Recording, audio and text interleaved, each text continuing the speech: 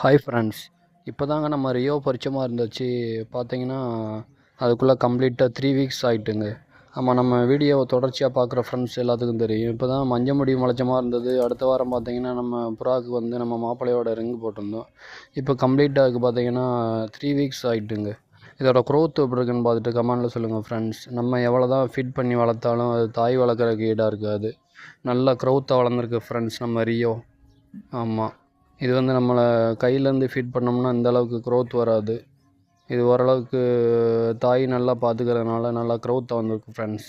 ரியாவும் இப்போ ஓரளவுக்கு நல்லா ஆள் அடையாளம் பார்த்துக்கிறது. இப்போ கண் நல்லா தெளிவாயிட்டு ஓரளவுக்கு. அது பின்னாடி தான் நம்ம டைசன் அதோட பேர் செக்கர் வந்து இதுக்கு இறை கொடுக்குறதுக்கு இறை சாப்பிட்டுக்கிட்டு இருக்குது. இந்த வீடியோ எப்படி இருக்குன்னு பார்த்துட்டு கமெண்டில் சொல்லுங்கள் ஃப்ரெண்ட்ஸ். லைக் பண்ணுங்கள், ஷேர் பண்ணுங்கள், சப்ஸ்கிரைப் பண்ணுங்கள் ஃப்ரெண்ட்ஸ். தேங்க்ஸ் ஃபார் வாட்சிங்.